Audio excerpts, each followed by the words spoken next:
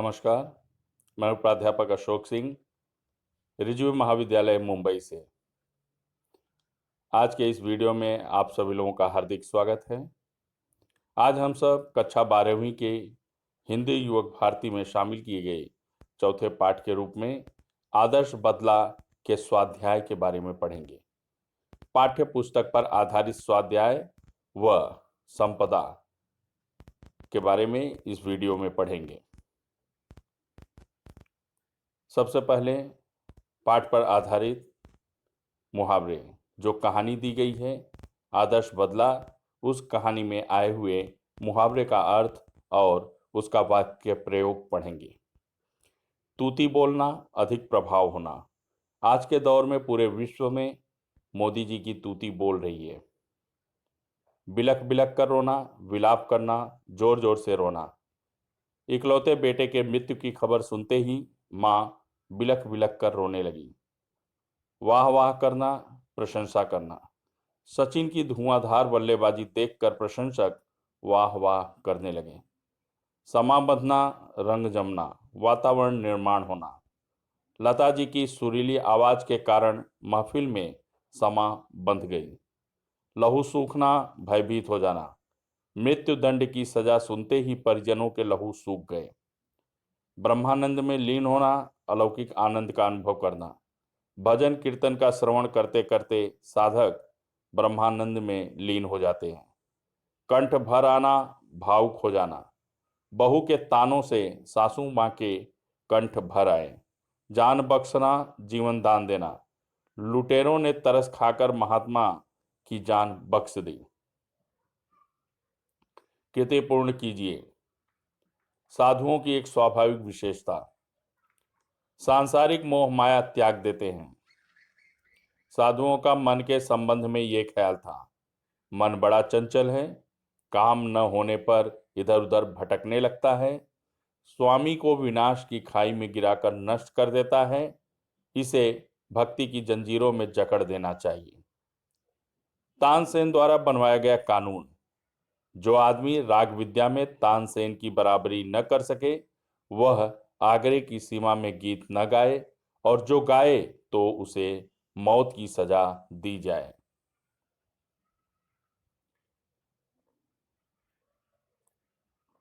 आगरा शहर का प्रभातकालीन वातावरण। आगरा शहर का प्रभातकालीन वातावरण अत्यंत मनमोहक था। आसमान से उतरकर धरती पर सूर्य की किरणें नवजीवन का संचार कर रही थी। अंधकार पर प्रकाश के विजय के उपलक्ष्य में फूल खुशी से झूम उठे थे। पक्षी चहक रहे थे, अर्थात मीठे गीत गा रहे थे। पेड़ पौधे झूम झूम कर खुशियां व्यक्त कर रहे थे। पत्ते तालियां बजा रहे थे। चारों तरफ खुशहाली ही खुशहाली थी। गीत के आवाज गूंज रहे थे। संगीतमय वातावरण बना हुआ था। दूसरा, साधुओं की मंडली आगरा शहर में यह गीत गा रही थी, सुमर सुमर भगवान को, मूर्ख मत खाली छोड़ इस मन को। शब्द संपदा, लिंग बदलिए। साधु साध्वी, नवयुवक नवयुवती, महाराज महारानी, दास दासी, हरिण हरिणी, शिष्य शिष्या, विद्वान विदुषी, भगवान भगवती, लेखक लेखिका, गायक गायिका। विरुद्धार्थी शब्द, प्रभात संध्या, आसमान जमीन, प्रकाश अंधकार, नवीन प्राचीन, विजय पराजय, खुशी गम, शहर देहात, चंचल शांत, स्वामी सेवक, त्याग ग्रहण, मौत जिंदगी, प्रश्न उत्तर, निर्बल सबल, मृत्युदंड जीवनदान, बच्चा बूढ़ा, तारीफ शिकायत, अन्याय न्याय, शांति अशांति, उपकार अपकार, कृतज्ञता कृतज्ञता, हानि लाभ, ऊपर नीचे, आज्ञा अवाज्ञा, बर्बाद आबाद, हिंसा अहिंसा, विवाद निर्विवाद, विरोध निर्विरोध, साधारण असाधारण, उचित अनुचित, भयभीत निर्भीक, शब्द निशब्द, विद्वता मूर्खता, धारदार कुंद, जीवन मरण, पुरानी नई, मृत्यु जन्म, अंदर बाहर, प्रेम घृणा, प्यार नफरत, पास दूर, धीर अधीर, सफलता असफलता, मंजूर नामंजूर। पर्यायवाची शब्द, यह भी शब्द संपदा के अंतर्गत आता है। प्रभात सुबह सवेरा, प्रातः विहान, आसमान आकाश गगन नभ व्योम अंबर, संसार जग जगत दुनिया विश्व अखिल ब्रह्मांड, नवीन नया नूतन नव, संग्राम समर युद्ध लड़ाई रण, विजय जीत सफलता कामयाबी, प्रकाश उजाला रोशनी किरण, वर्षा बारिश बरसात बरखा, फूल सुमन पुष्प कुसुम, शहर पुर नगर, जंगल अरण्य विपिन कानन वन, रास्ता राह पथ मार्ग सड़क, पक्षी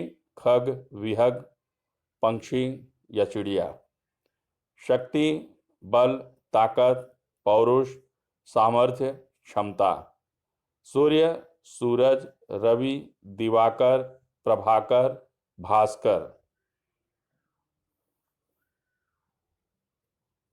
मनुष्य जीवन में अहिंसा का महत्व, इस विषय पर अपने विचार लिखिए। देखिए, यह स्वमत के अंतर्गत आता है, अभिव्यक्ति के अंतर्गत इस पर अपने विचार लिखने हैं। मनुष्य जीवन में अहिंसा का विशेष महत्व है। मनुष्य एक सामाजिक प्राणी है, उसे समाज में मिलजुल कर अमन चैन सुख शांति के साथ रहना है। आपसी प्रेम व सहयोग से परिवार समाज और देश का उत्थान करना है। अहिंसा से मनुष्य में आत्मशक्ति व आत्मसंयम का विकास होता है, जो उसे और सुदृढ़ बनाता है। अहिंसा को अपनाकर ही मानवता और परोपकार के कार्य किए जा सकते हैं।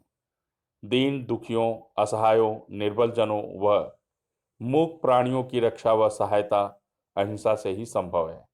अतः जीवन में समता आत्मीयता और बंधुत्व की भावना को बनाए रखने के लिए मनुष्य को अहिंसा के महत्व को समझना होगा और उसे अपनाना होगा। सच्चा कलाकार वह होता है जो दूसरों की कला का सम्मान करता है। इस कथन पर अपना मत व्यक्त कीजिए, अर्थात अपने विचार प्रस्तुत कीजिए। सच्चा कलाकार वह होता है जो दूसरों की कला का सम्मान करता है। मैं इस कथन से पूरी तरह सहमत हूं। एक सच्चा कलाकार कला की कीमत समझता है, वह उसके महत्व को जानता है, वह स्वयं उस कला की साधना किया रहता है, इसलिए उसे पता होता है कि कला के क्षेत्र में निपुण कुशल प्रवीण या दक्ष होना कितना कठिन होता है। किसी भी काल में दक्ष होना सबके वश की बात नहीं होती है। किसी भी कला में दक्ष होना सबके बस की बात नहीं होती है। यदि सही मायने में उस कलाकार ने साधना किया है, आत्मसात किया है, तो निश्चित ही वह उस कला को श्रेष्ठ मानता है। वह उस कला का सम्मान करता है। जो अपनी कला का सम्मान करता है वह दूसरों की कला का भी सम्मान करता है, क्योंकि कला का पारखी एक कलाकार ही होता है। जिस तरह से फलदार वृक्ष फल से लदने पर झुक जाता है, ठीक उसी तरह से प्रतिभावान गुणवान या कलाकार भी विनम्र बन जाते हैं। जो विनम्र होते हैं वे सदा दूसरों का सम्मान करते हैं। अतः सच्चा कलाकार दूसरों की कला का सम्मान करता है। कलाकार को अपनी कला पर अहंकार नहीं करना चाहिए। कला का सम्मान करना कलाकार का परम कर्तव्य है। यहाँ पर ये विचार अर्थात अव्यक्ति वाला प्रश्न है। विचार थोड़े अलग भी हो सकते हैं, लेकिन आप अपने विचार को अपने शब्दों में लिखने के लिए पूरी तरह से स्वतंत्र हैं। आदर्श बदला कहानी के शीर्षक की सार्थकता स्पष्ट कीजिए। आदर्श बदला कहानी का शीर्षक एकदम उचित, सटीक एवं सार्थक है। प्रस्तुत कहानी में बचपन में ही बैजू अपने पिता को भजन गाने के कारण तानसेन की क्रूरता का शिकार होता हुआ देखता है। उस समय बालक बैजू के मन में प्रतिशोध की भावना प्रबल हो उठी थी, जो कि मनोवृत्ति के कारण स्वाभाविक था। बालक बैजू अनाथ हो गया था, रो रहा था। तब उसे गुरु हरिदास जी ने सहारा दिया। गुरु हरिदास जी ने उस पत्थर को 12 वर्ष तक तराश कर अनमोल हीरा बना दिया। अर्थात 12 वर्ष के कठोर साधना व अभ्यास के बाद बैजू राग विद्या में अत्यंत निपुण हो गया था। पर गुरु हरिदास ने वचन ले लिया था कि वह राग विद्या से कभी किसी को हानि नहीं पहुंचाएगा। बैजू ने वैसा ही किया। योजनाबद्ध तरीके से तानसेन के साथ मुकाबला किया और तानसेन को पराजित कर दिया। परंतु तानसेन को आगरा के कठोर नियम के तहत मृत्यु दंड न देकर जीवन दान दिया और उस क्रूर नियम को हमेशा के लिए हटवा दिया। इस तरह बैजू तानसेन को संगीत प्रतियोगिता में पराजित कर उसे जीवन दान देता है और संगीत का सच्चा साधक सिद्ध होता है। यहाँ पर बैजू के बदले के फलस्वरूप आगरा के क्रूर नियम का हटना ही जन कल्याण का कार्य हुआ। दूसरों के जीवन को सम्मान दिया गया। बेशक कला से हिंसा की भावना समाप्त हुई। इस तरह बैजू का बदला आदर्श बदला सिद्ध होता है। बैजू बावरा संगीत का सच्चा पुजारी है। इस विचार को स्पष्ट कीजिए। बैजू बावरा संगीत का सच्चा पुजारी है। मैं इस कथन से पूरी तरह सहमत हूं। प्रस्तुत कहानी में बालक बैजू के बचपन में आंखों के सामने ही उसके पिता को मृत्युदंड दिया गया था, जिसका बैजू के बाल मन पर गहरा प्रभाव पड़ा था और वह प्रतिशोध की आग में जलने लगा था। प्रतिशोध के लिए ही गुरु हरिदास के सानिध्य में रहकर 12 साल तक कठोर साधना किया। जब प्रतिशोध का समय आया तो गुरु हरिदास ने वचनबद्ध कर दिया कि राग विद्या से कभी किसी का अनिष्ट नहीं करोगे। जो सच्चा साधक, कलाकार या शिष्य होता है, वह कभी भी अपने गुरु व कला की अवहेलना नहीं करता है, उसकी अनादर नहीं करता है। वह कला और गुरु को ही श्रेष्ठ मानता है। बैजू ने राग विद्या का श्रेष्ठ प्रदर्शन करके आगरा के क्रूर नियम को हटवाकर जन कल्याण का कार्य किया और संगीत की कला को और बढ़ावा दिया। अर्थात जिसके पश्चात आगरा में भी लोग खुलकर निडर होकर संगीत का आनंद उठाने लगे। इस प्रकार बैजू बावरा ने न सिर्फ संगीत को आत्मसात किया, बल्कि लोगों को जीवन दान दिलाकर संगीत की महिमा को महत्व दिया। गुरु को दिए हुए वचन का निर्वाह भी किया।